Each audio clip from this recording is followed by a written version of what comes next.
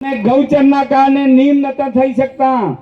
આપણી રજૂઆતના આધારે રાજ્યના મુખ્યમંત્રી અને આપણા પ્રભારી મંત્રી સાહેબે નિર્ણય કર્યો છે કે એવા તળાવો પણ ગૌચર હેડે જે જમીન છે એમાં પણ તમે બીજા હક તરીકે અને તળાવ તરીકે નિયમ કરવા માટેનો સરકારે ઐતિહાસિક નિર્ણય કર્યો છે।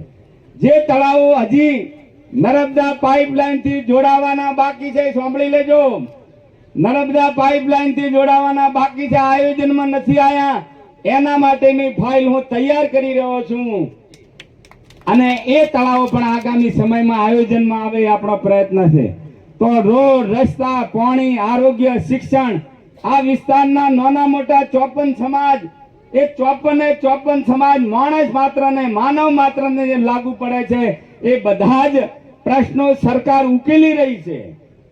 આપણે ત્યાં જે નાળિયા બાકી છે, આ મુખ્યમંત્રી ગ્રામીણ સડક યોજના પણ જ્યારે આનંદીબેન પટેલ સાહેબ મુખ્યમંત્રી હતા એ વખતે ગુજરાતમાં મુખ્યમંત્રી ગ્રામીણ સડક યોજના અમલમાં મૂકી અને એના ભાગરૂપે એના માધ્યમથી આપણા રૂપા ગોચર દીકરી નકળંગપુરાનો રસ્તાનું આપણે ખાતમુહૂર્ત કર્યું છે। હમણે કેન્દ્ર સરકારનો એક કાર્યક્રમ આવ્યો હતો કે જે નાળિયા ઉપર પરા પડે છે, પરા તમે તરીકે ઓળખો છો, એવા નાળિયાને ઓનલાઈન કરવાનો કાર્યક્રમ હતો અને એમાં આપણે અઠવાડિયું રાત ને દિવસ સરપંચોને પૂછજો, રાત ને દિવસ હું ઓફિસમાં બેસી અને એ પરા પણ આપણે ઓનલાઈન કરાયા છે। તો રોડ, રસ્તા, આરોગ્ય, શિક્ષણ બધા જ પ્રશ્નો સરકાર ઉકેલવા જઈ રહી છે।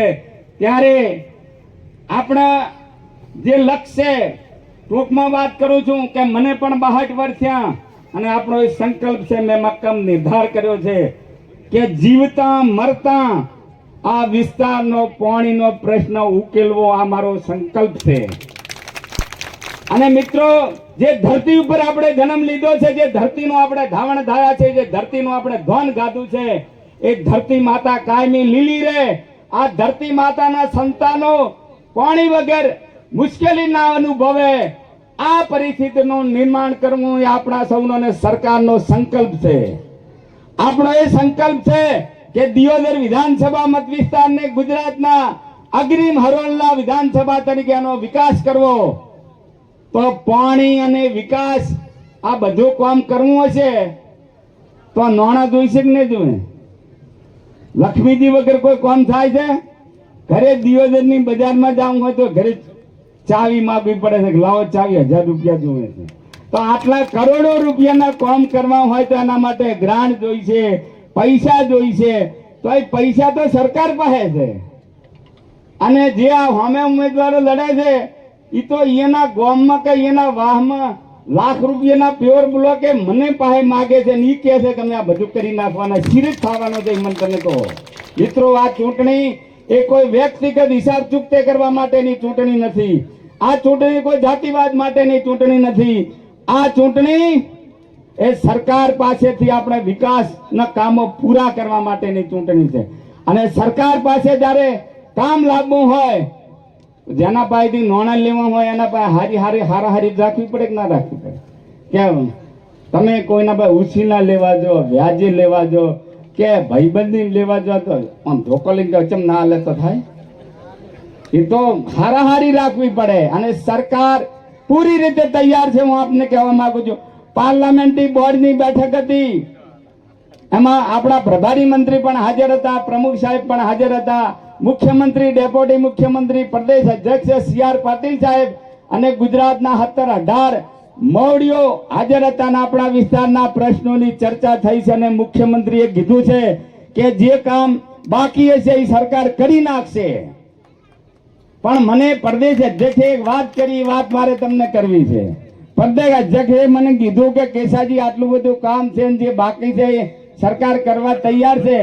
તો આપને વિનંતી છે કે ભૂલે ચૂકે અહીં તમે કરવાના નથી, પણ માની લો કે ભૂલે ચૂકે કોઈ ડેલિગેટ હોય ચૂંટાઈ ગયો તો 28મી પછી તમે કોમ લઈને જાશો તો એક જ વાત કરશે કે સરકાર અમારી નથી। એટલે જો તમે ભાજપ વાળા પાસે તો જો ઈ કેન તમે અમારા પાસે આવો એના કરતા અમે વિનંતી કરવા, સરકાર તમારે આગળ વિનંતી કરે છે કે તમે ભાજપની સાથે રહો। મિત્રો, આ વિસ્તારમાં ભારતીય જનતા પાર્ટીએ 2022 ની ચૂંટણી પછી 3 વર્ષમાં જે કામ કર્યું છે એ કામ જો તમને માઇક આલીએ ને તો તમે ગણાઈ શકો એટલું કામ છે. આ વિસ્તારમાં 125 ગામ, કોઈ ગામ એવું નથી કે જ્યાં મોટો વિકાસનું કોઈ કાર્ય ન ચાલતું હોય.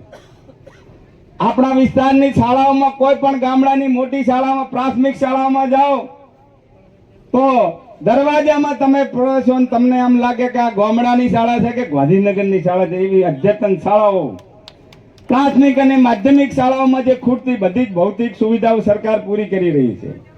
આરોગ્ય માટે જ્યાં આરોગ્યની સુવિધાઓ નથી પહોંચી ત્યાં આપણા વિસ્તારની અંદર આરોગ્યના પેટા આરોગ્ય કેન્દ્ર અને આનું પણ કામ ચાલુ છે.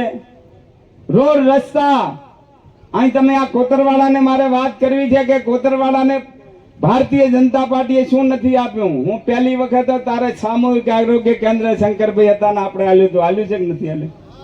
ચારે બાજુ રોડ. હમણે તમારા મીઠાથી કોતરવાડા સુધીનો રસ્તો 10 મીટર પહોળો, ટ્રાફિકની સમસ્યા હળવી એના માટે 10 મીટર પહોળો સરકારે મંજૂર કર્યો છે. આ કોતરવાડાથી ઝાડા રસ્તો જે ખરાબ હતો એ આખો રસ્તો ઉખેડીને નવો થઈ રહ્યો છે. તમે શું જાણો છો? અહીં હમણે આપણે રૂપા ગોચર થી કરીને નકળંગપુરા ધોણસોલ સુધીનો 5 કરોડનો નવો રસ્તાનો મેં ખાતમુહૂર્ત કર્યો છે હમણે અઠવાડિયે 15 દાડા પહેલા. એટલે રોડ રસ્તા, આરોગ્ય, શિક્ષણ અને ખાસ કરીને હું વિધાનસભાની ચૂંટણી લડતો હતો ત્યારે આ વિસ્તારની પ્રજા મને એક જ વાત કરી હતી કે કેસાજી બીજું કામ થાય તો કરજો પણ પાણી માટે કંઈક કરજો. આ વાત કરી હતી કે નથી કરી? તમે નરેન્દ્રભાઈ મોદી સાહેબ આવ્યા હતા વિધાનસભાની ચૂંટણી પ્રચારમાં દેવદરબાર, અને મને તો સમાચાર લેતા હતા. મને કે કેમ છે દિયોદર? એટલે મને પણ ઓગળજીએ ઉજવાડી દીધું. ઓગળજીની ધરતી ઉપર ગીત સાહેબ બીજું બધું બરાબર છે પણ લોકો પાણી માગે છે. અને મોદી સાહેબે ત્યાં વાત કરી હતી કે જ્યાં નર્મદાનું પાણી નથી પહોંચ્યું તે પહોંચશે. અને મોદી સાહેબ બોલીને ગયા હતા તો દિયોદર વિધાનસભા મત વિસ્તાર ને કેટલાક કોંકરેજના પણ ગામ આવે છે ડીસાના, એના માટે થઈને દિયોદર લાખની પાઇપલાઇન ફેઝ 1, આ બધી જ પાઇપલાઇનો માટે 1400 કરોડ રૂપિયા આ ઋષિકેશ પટેલ સાહેબની સરકારે મંજૂર કર્યા છે. અને દિયોદર લાખણી ફેઝ 1 નું કામ ગામડા ગામડા ચાલુ છે કે નથી ચાલુ? પાઇપલાઇન નું કામ ચાલુ છે ને? જો ખેડૂતોનો પૂરો સહકાર મળશે તો આગામી ડિસેમ્બરની અંદર સરકાર આ પ્રોજેક્ટ પૂરો કરવા માંગે છે. જે આપણા દિયોદર તાલુકાના રેલવે લાઈન થી પેલી બાજુના 14 ગામ હતા એ 14 ગામ માટે સરકારે દિયોદર લાખની ફેઝ 2 એનો ટેન્ડર પણ મંજૂર થઈ ગયો છે. એજન્સી નક્કી થઈ ગઈ છે અને આચાર સંહિતા પછી આપણે એનો પણ ખાતમુહૂર્ત કરવા જઈ રહ્યા છીએ. આપણા ડીસા અને લાખણી તાલુકાના કેટલાક ગામો ઘોણા, ભાદરા, ભાકડિયાલ, જડિયાલી આ ગામો થરાદ સીપુમાંથી જોડાય છે. કેટલાક ગામો મુલકપુરથી કરીને ભીલડી સુધીના એ ગામો ચોંગા દોતીવાડામાંથી જોડાય છે. અને આ મુખ્ય કેનાલ, મિત્રો મારે તમને કહેવું જોઈએ કે આપણા ધર્મશાસ્ત્રમાં એમ કહ્યું છે કે ગંગાજીમાં નાવાથી જિંદગીના બધા પાપ ધોવરાઈ જાય, પણ નર્મદાના દર્શન કરવાથી જિંદગીના બધા પાપ ધોવરાઈ જાય. નર્મદા નદી એ નરેન્દ્રભાઈ મોદી સાહેબના ભગીરથ પ્રયત્નોથી આપણા ઓંગળે થઈને વહી રહી છે.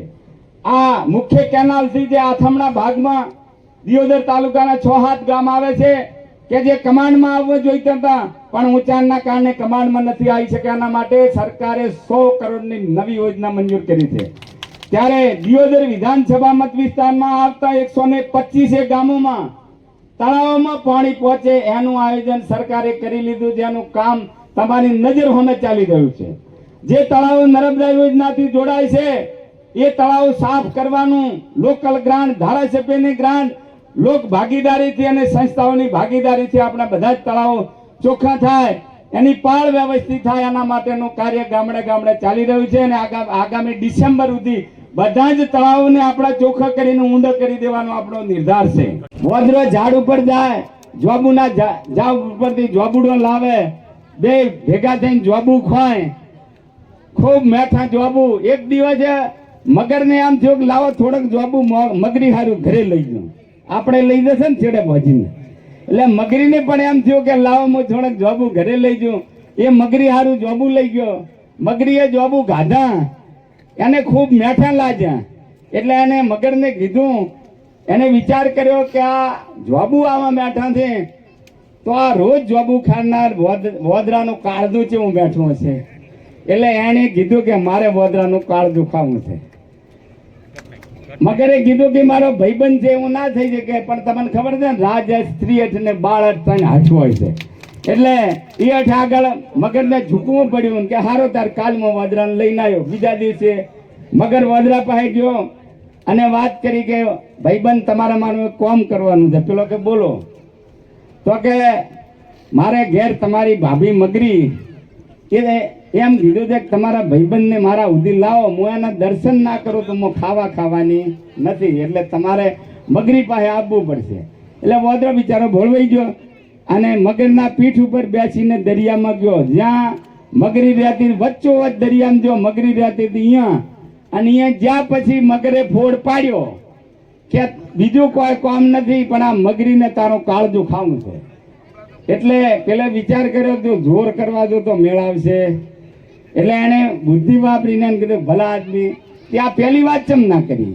જો પહેલી કરી હોત તો હું લઈને આવો. તમારા વોદરાનો એવો રિવાજ છે કે ઝાડ ઉપરથી નેસા ઉતરે તાર કાળજું ઝાડ ઉપર હુકવી રામા છે. એટલે આ કાળજું તો ઝાડ ઉપર હુકાય છે. તો કે હેડ પાછા લઈને પાછા આવા. પેલો પીઠ ઉપર બેસી અને વોદરો પાછો દરિયા કાંઠે આવ્યો અને ઝાડ નજીક આવીને હૂપ કરતો ઝાડ ઉપર ચડી ગયો અને પછી કીધું કે જા ભાઈ જા, તારી મારી ભૈયાળી પૂરી. એટલે આ જે પેત્રો રચ્યો છે એ તમારું કાળજું ખાવા માટે કાળજા માટે રચ્યો છે, એમાં કોઈ ફસાઈએ નહીં. અને વિકાસની હાથે રહી નરેન્દ્રભાઈ મોદી સાહેબના હાથ મજબૂત કરવા માટે આગામી 26મી તારીખે કચકચાઈ અને ભારતીય જનતા પાર્ટી તરફી મતદાન થાય અને આ વિસ્તારનો જે વિકાસ છે, પાણીનો જે કામ છે એને આગળ ધપાવવા માટે હું આ વિસ્તારની જનતાનો સાથ અને સહકાર માંગુ છું. તમારી આગળ સહકારની ભીખ માંગુ છું. આપણે સ્પષ્ટ જનાદેશ આપવો છે ભારતીય જનતા પાર્ટીની તરફેણમાં અને બધી જ સીટો જીતવાની છે. ત્યારે આ કામ આપ સૌ કરો એવી બે હાથ જોડીને વિનંતી કરું છું.